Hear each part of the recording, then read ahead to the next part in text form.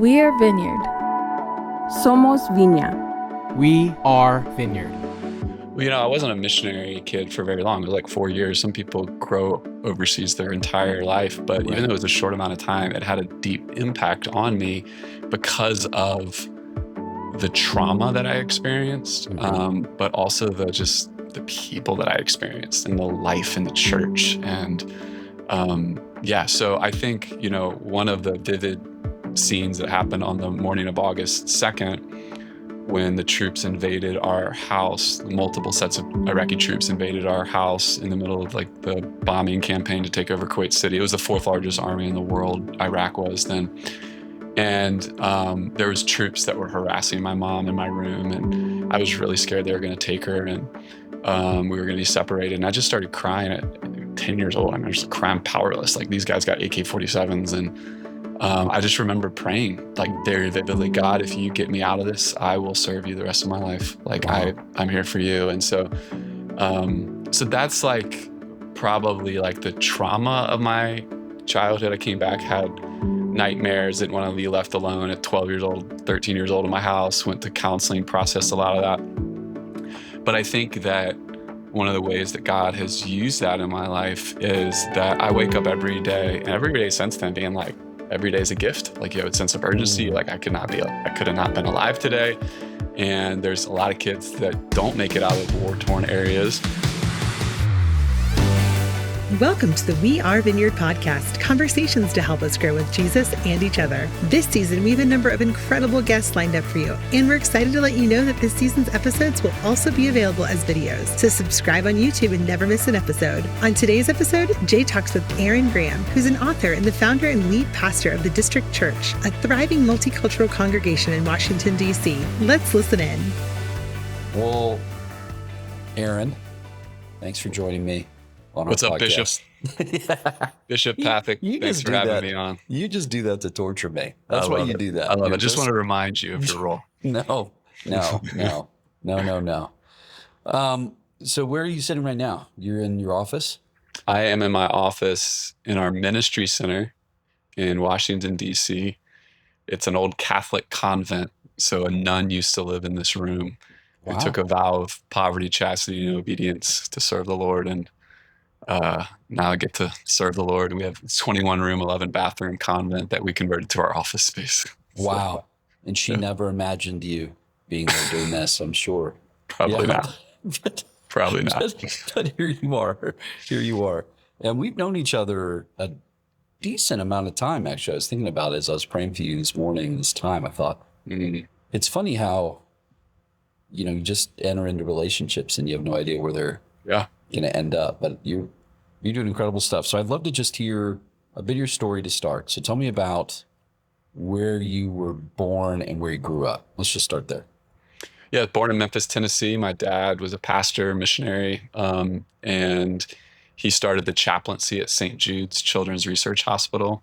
So I just come from a great family of faith and heritage. My parents, when I was 6 years old, felt called to be missionaries in Liberia.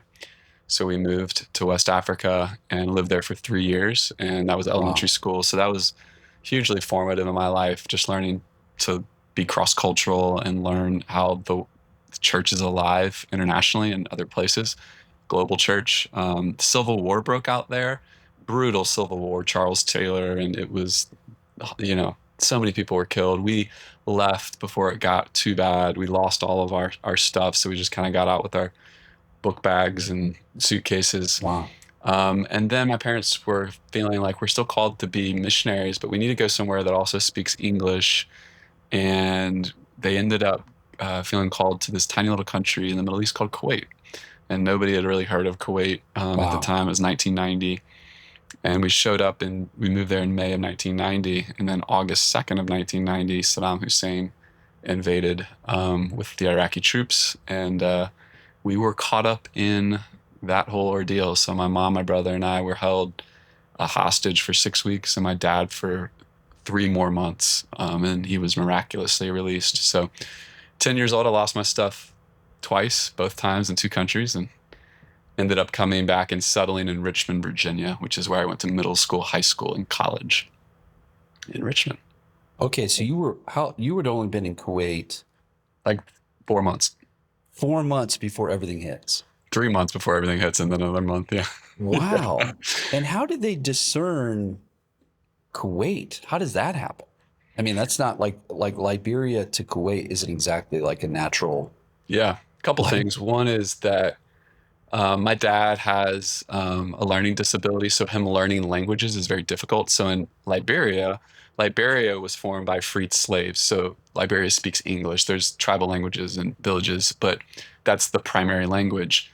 And then in Kuwait, it's of course Arabic, but most every sign in Kuwait is also in English. So there was that part.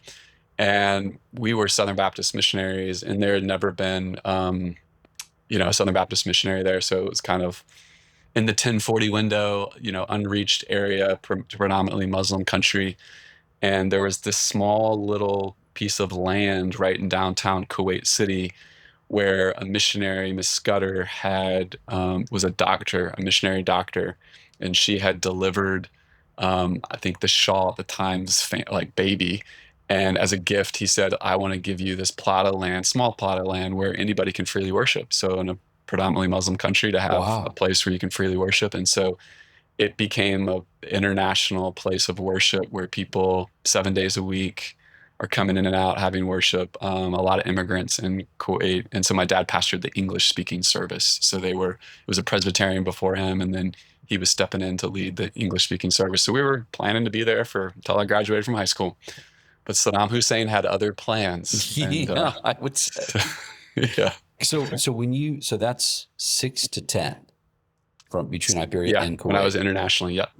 Wow. And so as a kid, did you see yourself as a part of this mission? I mean, were you like, yeah, we've decided to do this? Or you just like, I don't know, where do I put my toys? What am I, no, I mean, you know what I'm saying? Like Yeah. there's different ways of understanding like your identity. So my parents just moved into a retirement community. So I was going through all these old letters, like letters that they wrote back home. This is pre-email, like in the 80s, the missionary support letter every month. And there was so many letters in there that, give an update on me and my brother Peter at the end. And they would just talk about how I longed to go with my dad to the villages, and I would just love doing ministry with them.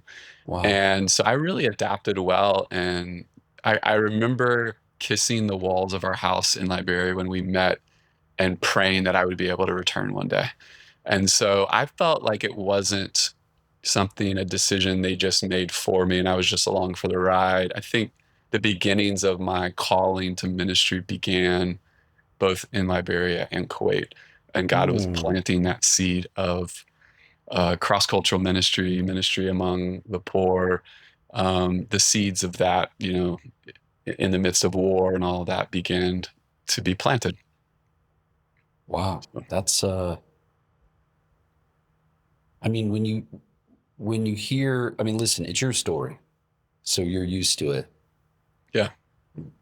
But I assume that every time you tell some version of that, people are like, what? Like, Yeah. that's not that common of a story, obviously, even for MKs. Yeah. And a lot of MKs which is a missionary kid, I mean, I've heard many stories where people go through horrible things like you're describing, and it blows their faith apart. It blows the faith apart of the parents, and if not the parents, then definitely the kids. Yeah. I mean, here you are as a pastor now, so I'm gonna assume you weathered that somehow. Well, so by God's grace. Yeah. So how do you understand that? Yeah. When people go through things that are not quite as insane. I mean, like the core questions come up, like, well, Lord, why would you have us there for 2 months to be held hostage? Why? Yeah. What is this? Yeah. I mean, how do you understand your story as distinct from some of those? And of course, the right answer is God has been kind to me. Mm-hmm. But outside of that, I mean, in what way is that kindness worked its way out with your folks and with you? Yeah. How do you make sense of that?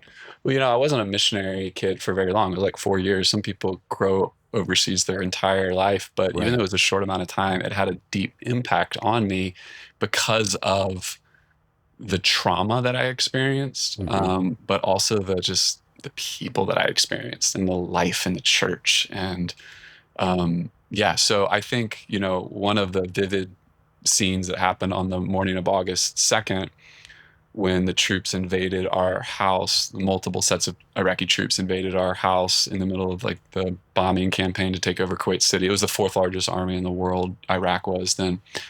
And there was troops that were harassing my mom in my room, and I was really scared they were going to take her, and we were going to be separated. And I just started crying at 10 years old. I mean, I was like crying powerless. Like, these guys got AK-47s, and I just remember praying like very vividly, God, if you get me out of this, I will serve you the rest of my life. Like, I'm here for you. And so that's like probably like the trauma of my childhood. I came back, had nightmares, didn't want to be left alone at 12 years old, 13 years old in my house, went to counseling, processed a lot of that.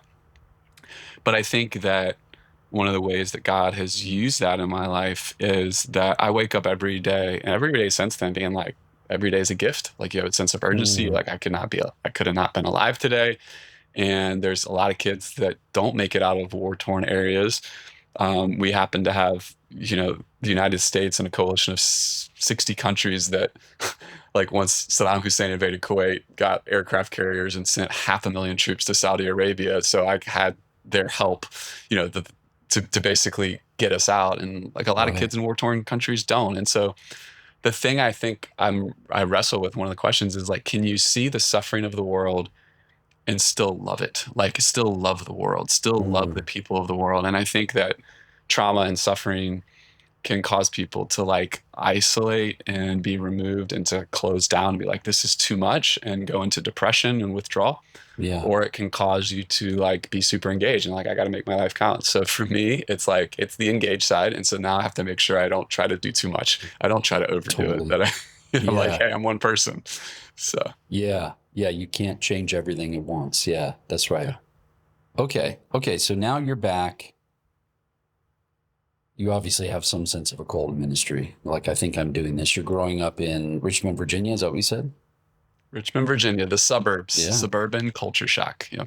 Wow. I was going to say, that's also an interesting, like, that's very different than where you were before that. Okay. And so you start to pretty early on feel like, I have a call to ministry. I think this is what I'm called to do. Yeah, but I wouldn't have expressed it at that age as a call to ministry. I got to Richmond, went to 6th, 7th, 8th, 9th grade. My dream was to make the NBA.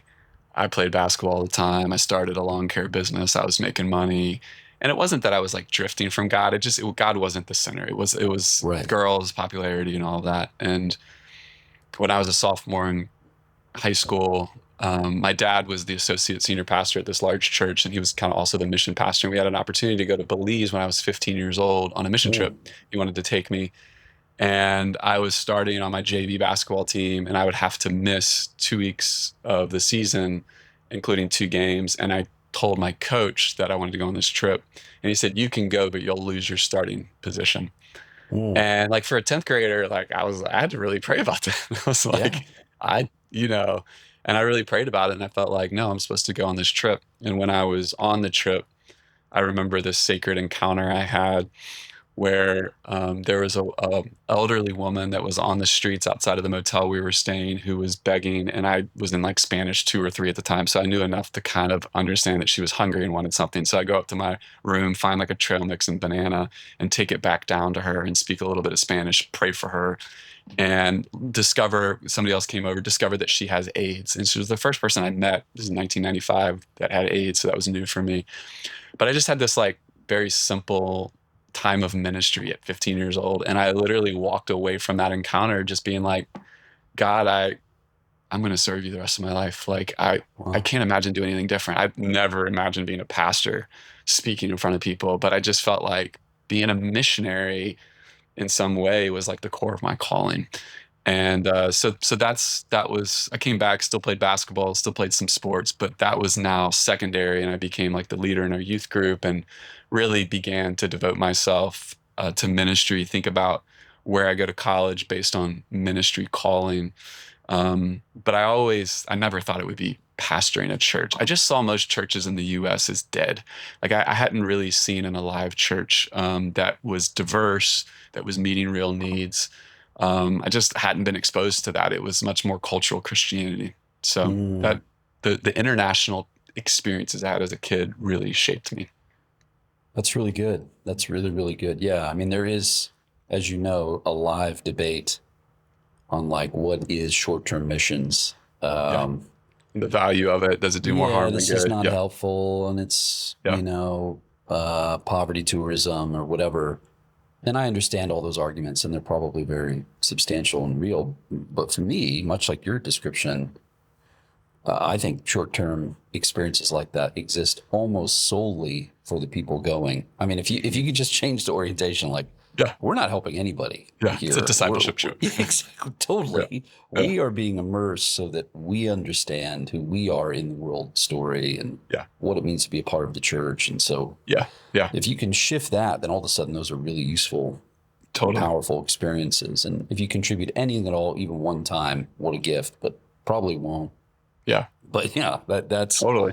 And I think partners want two-way relationships where we're receiving from them knowledge, faith, ministry. And we might be sending dollars because we live in the richest country in human history and our churches have more, we don't feel like we have more money than we can do, but we just have more resources than most churches throughout the world. And so we have a responsibility to share that and steward it well and to pray for and be in solidarity. But the two-way exchange is incredible. And now so many churches have people from the nations in our churches. And so there's natural relationships that are not just formalized by big NGO mission agent parachurch ministries, but they're happening on the lines of relationships, which is exciting. Totally. Okay. So there you are, 15, being like, okay, this is what I'm doing. You didn't make the NBA, turns out. So not yet. I still got a chance, man. Come on. You do. I told you, I think the last time I saw you, I told you I was playing in an over 40 league, which by the way is the way to do it. Yeah. Like you're suddenly fast again. You're quick. You're good all of a sudden again. It's amazing. So I would recommend it for your own ego. So if they make an over 40 NBA team, you might have qualify another for that. Yeah. Let's go. So you graduate, and then are you thinking, I'm going to go to Bible school, I'm going to get more training, or are you like, I was ready to do ministry. I was planning to go to Eastern University. My mom worked at the University of Richmond, so I had tuition exchange, so I could go to a lot of other schools. But I applied to University of Richmond where she worked, and I got in. I didn't think I was going to get in. It's pretty competitive academically, and I got in. And so I ended up going in town, but lived on campus. And University of Richmond was started as a Christian school, but it's not anymore. And I really got a great education there, but got to see and experience some incredible moves of God while I was there. And so I appreciated actually not being in a Christian bubble there. It helped me begin to integrate my faith with culture more. Okay. So then what was your degree in? Leadership studies. So they started the first undergraduate program in leadership where you can major in leadership, Jepson School of Leadership Studies. And so that was my major. It's basically very interdisciplinary, applied to leadership. And because I was called to ministry, like I did my thesis on visionary church leadership, and I was able to do a lot of my papers around ministry, which was great. I minored in sociology and did a bunch of religion classes that I thought I was going to go get trained for ministry and religion classes, but that was not the case. No, they tried to train you out of it. Yeah, totally. It was like historical Jesus, feeding the 5,000 didn't really happen. I was like, whoa, I wasn't prepared. Yeah, totally. Okay. So then you're walking, you've been a part of some cool stuff you're seeing, you have all this leadership training. What's the first jump then? What's the first move? Yeah, so at my freshman year, going to, you try to pick a campus ministry. They're all kind of small, 20, 30 people. Show up at Fellowship of Christian Athletes one night because some folks invite me. Like, I'm not playing a sport. But like, no, come on. Pastor Don Coleman, inner city pastor, grew up in foster care in Richmond, Virginia, is preaching. And I come in late to the room, and I'm sitting on the front, and he's like preaching. He's like, "What are you gonna do with your life?" He's just like, and I'm like, "I'm gonna serve the Lord." And so he was discipling Stuart Royal, who was leading FCA, Mm. and they ended up discipling me. These two inner city Pentecostal pastors. I grew up Southern Wow. Baptist, Wow. Father, Son, Holy Bible. Like I didn't know about the Holy Spirit other than the Holy Spirit leads you into relationship with Christ Right. and helps you identify what your spiritual gift is. But then you're kind of left to yourself. Like I was Yeah, kind of, might convict you of sin. That's another thing you might do. yeah, it might convict you of sin, but it's like, there's Right. nothing about the manifestation gifts Right. at all. Totally. So I learned prayer through them because they Wow. prayed every morning for an hour at their church and after school program. And they challenged us to pray and they challenged me to pray because I began to take on leadership in FCA because I was the only one that like all the athletes are too busy to lead it. So like Right. student leaders actually needs to not be an athlete. Right. And so started leading FCA, and we ended up starting prayer in the chapel at the university across different ministries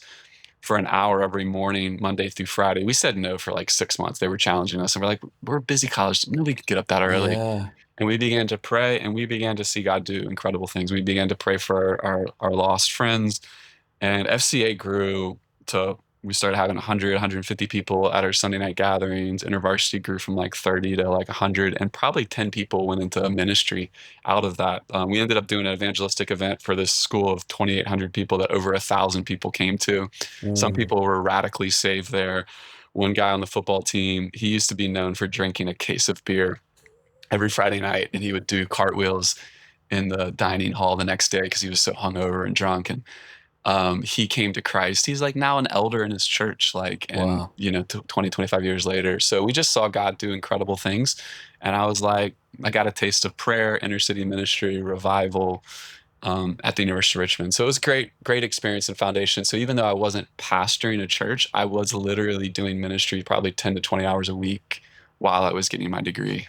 So it was good training. What an incredible experience. Okay, so then you're coming out of that and you're like, all right, I think I should do what job? What do you, because Yeah. I know when I first come in contact with you, and I'm trying to figure out how to draw the line Yeah. to what you were doing when I met. I'm so how do you Yeah. end up with Jim Wallace and doing whatever? What draws the line there? So before I came to DC, I went to Boston for 5 years. So my former youth minister was planting a church in Boston. I helped him between my junior and senior year as a summer intern plant a church for young professionals in in downtown Boston. Wow. That's cool. And while I was there, I was coordinating summer mission teams that were like supporting the church. And so I was spending time in the inner city, like helping coordinate these volunteers. And through that, I was like, I am called to go serve in the inner city of Boston. So I literally, Matthew 10 style, where Jesus sends out his disciples and says, take nothing with you and go find a person of peace. I literally gave everything I had away, put everything in a book bag, got a one-way ticket to Boston, and I was ready to sleep on the streets of Boston. And I had met a few people there. And one of them was a woman named Mossis, who was like the matriarch of Boston. She's like the Mother Teresa of Boston, matriarch of the community. And she had an abandoned auto repair shop that she turned into a thrift store. And she really ended up taking me in and had a vision to start a Bible study. And so she asked me to lead it. It unintentionally turned into a church. I met Amy at the same time. She was a campus minister. We ended up getting married. We do urban ministry for 5 years. I pastor. So at 22 years old, I'm a white boy pastoring an all-black church in the inner city of Boston. I'm like, what business do I have doing this? So it was crazy. And the way I summarize that is I never did a wedding in 5 years there, but I did probably like 7 or 8 funerals, and like 4 or 5 of them were for youth connected to our youth in our youth group or connected to our youth group who were killed on the streets. So it was my school of ministry. And that was an intense time. I ended up starting some seminary work, went to grad school, studied public policy. And I just began to feel like, I always thought like politics and business I was like, I'm not going to major in that undergrad because people in politics just care about power and people that study business just care about money. And then I went and lived in the inner city and I realized, wow, politics and business have a lot to do with how our cities are organized and what people are dealing with. And I'm trying to disciple people and get them jobs and housing. And you're a social worker and a pastor when you're in that context. Totally. And so I just began to understand and learn about systemic injustice. Yeah. And Dr. John Perkins had a big influence on me. I just was at his funeral. He passed away at 95 years old. And he really talked about living in the community with people, relocating, working towards racial reconciliation. And then I read an old book by Jim Wallace called Faith Works. And it was just all about like how the church needs to be on the ground level in the community. It was the beginning of the faith-based initiative that former President Bush put together. And so ended up getting connected with him, and he had just written his next book after God's Politics called The Great Awakening, around how kind of Billy Graham meets Dr. King, and what if there was these justice revivals that were happening in cities throughout the U.S. that would pull together like a evangelistic, call people to Christ, and then mobilize them to address an issue of poverty. Yeah. And so I was like, Jim, I'm not very like sojournersy. Like I'm definitely not as progressive theologically, but like that vision signed me up. Like, and so came and worked for him for 3 years. We moved to DC and I did that for 3 years. And that's how I began getting connected with the Vineyard community. Man, that's hard. So that must have been really hard to leave Boston though, with that amount of investment. Yeah, totally. It's mean, easy for your identity to get wrapped up in like, I'm the urban minister. I was just hanging out with Shane Claiborne last weekend. We were having dinner. He wrote Irresistible Revolution. And we used to write letters to each other because we were so convicted, like we're not going to have cell phones, and we would write letters to each other. I still have letters, and he was living radically among the poor in Philly, and I was doing it in Boston. Yeah. And, but I kind of got to this point where I'm like, I'm pastoring a church of 30 people. It really needs to be an indigenous local leader. Like I kind of fell into this. And so we ended up ordaining Moss's son, who had gotten out of jail, who had a radical conversion in jail, and doing that. And I just realized like, no, God's given me leadership gifts that are broader than just this. And so how do I use that? Yeah. And, but it was really formative to me, and it humbled me, taught me servant leadership, taught me to not be in it for the name, for the brand, for the recognition, for the scale, but like, you know, loving people at a personal level when nobody else notices. It was my first 5 years of ministry. Well, and what I find amazing about your story, which is true of almost anyone I know that works in the kind of context you're in, is the sort of dichotomy between ministry, church ministry, and community organizing. It just doesn't exist. It's like what it means to pastor and care for people in this context means we're thinking about how schools and businesses run in this place and what it means to interact with government programs. These things aren't like separate streams where they can be if you're in a more suburban, less urban context. You're like, oh yeah, we should probably think about how we could partner with so-and-so to help with whatever. Yeah, we should probably do that. Let's get somebody over there in that meeting. When you're doing what you're doing, it's like, no, this is like the same thing. Like if we're going to be helping the humans in our world, and the learning curve of just like trying to get inside of people's lives, like, so wait a minute, why am I doing another funeral? Like, what is the story here? And how are people getting involved in this? And that is such an education, such a steep learning curve, and such a clear call that you're just like, I'm just going to show up and do this. Yeah. And I was discipled by a lot of Black inner city pastors who they don't compartmentalize their faith in their life because they can't. Like when you're experiencing injustice or poverty, like you have to connect it all. And I think that I grew up in some context where faith could be more compartmentalized. And if you had one bad decision, then you kind of get a therapist over here and you treat it and you try to not have it disrupt the rest of your life. But like if you're poor in the inner city and something goes south, like everything goes south. And so then you have to rebuild it. And so that really taught me to live like an integrated view of discipleship. And I was just really learned a lot through that. Wow. Okay. So you're working, you're going to do justice revivals. with Sojourners. And then that's when I think you bumped into the Vineyard because you're in Columbus, right? Is when you're building the organization stuff. So talk about how then because I know your story of how you kind of bumped then back toward maybe I should be a pastor again, like in DC. Yeah. So I was in charge of Justice Revivals, and one of the possible places to do that was for Vineyard Columbus to host it, because Rich Nathan was so evangelistic, but also had just opened the community center and was just caring for so many like Somali refugees, and like I think it was Ted Strickland was the governor. It was like he just entered like, the both and church. Like you can hold all this together. And so this was like my first meeting ever with a mega church pastor. So, you go into this big building, big office, walk through, a couple offices and assistants to get to the back. And I sit down, and Craig Hesselton and Rich were in the meeting. It was me. And like, no lie, like 5 minutes into the meeting, I'm like getting in, you're trying to like ask them, would you host this Justice Revival? And like 5 minutes into the meeting, Rich just like in the true Rich Nathan fashion, just looks at me and he says, Aaron, at some point, you're going to have to make the decision whether you're going to be a political organizer or whether you're going to be a pastor. And he said, when God shows you that, just give me a call, because I want to support you and get behind what you're doing. Wow.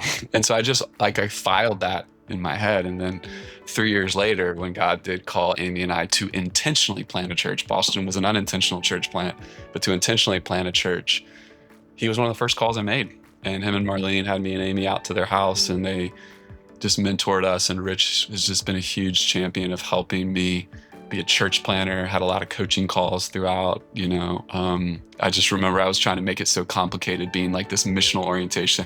I remember him saying, Aaron, you're like opening a donut shop, and like you're just serving glazed donuts. Just serve like the Sunday service. Just serve like the best glazed donut in town. Get some momentum to be able to do all the other things, but don't make it too complex up front. Totally. And so he had a big influence, and that's how I learned. I mean, first meeting, I know your name came up because you had planted Mile High Vineyard, and in a similar context, and everybody's saying, you got to meet Jay Pathak. You got to meet Jay Pathak. You led Joshua House and doing all this stuff. So that's when our connection started. Everyone gets to play. Naturally supernatural. The main and the plain. If you're a Vineyard person, you've been hearing phrases like this for a long time. Some of you have said them from stage. But if someone stopped you in a parking lot and asked you what one of them actually meant, you might need a second. That's not a memory problem. That's just what happens to a movement's language over time. It becomes shorthand. It's how we talk to one another. But you need these phrases not just to be memorable, but to hold weight, to carry meaning and story for you. Heart of the Vineyard is an 8-part video resource to help you with this. It's a series of short talks and conversations with people who know and love the Vineyard and want to help you and your church get stronger. It's coming this fall to vineyardusa.org/grow. Have you ever wished there was a way to help the girls in your church grow in their faith while connecting to generations of women? That's the vision behind Vessels. Vessels is a place for girls in grades 3 through 6 where faith, fun, and biblical truth come together. More like a club than a classroom, it combines engaging Bible teaching, crafts, jewelry, music, and authentic relationships that help girls discover their God-given value, purpose, and identity. At the same time, Vessels creates opportunities for women and girls to build meaningful relationships across generations, strengthening both along the way. Now, my daughters have absolutely loved being a part of Vessels. I've been so impressed by the depth of what they're learning each week. It's helping them build a strong foundation following Jesus, memorizing scriptures, and discovering who God called them to be. Now is the perfect time to explore bringing a club to your church. The Vessels team will be at several regionals this fall, and they'd love to meet you there. Or visit godsvessels.com to learn more and schedule a conversation. That's godsvessels.com. The next generation won't be discipled by accident. Let's be intentional. Do you ever feel just scattered? Whether you're an established church or just starting out, Planning Center helps you connect every ministry and sync every detail. From volunteer schedules and kids check-ins to donations and event signups. Then you can feel at ease knowing things are in their right place. Get started for free today at planningcenter.com. The We Are Vineyard podcast is a production from the team at Vineyard USA. If you've been enjoying the podcast, leave us a review on YouTube or the podcast platform of your choice. Connect with us online for additional resources. Our website is vineyardusa.org, and we're on Instagram and Facebook at Vineyard USA. Thanks for listening, and we'll see you next week.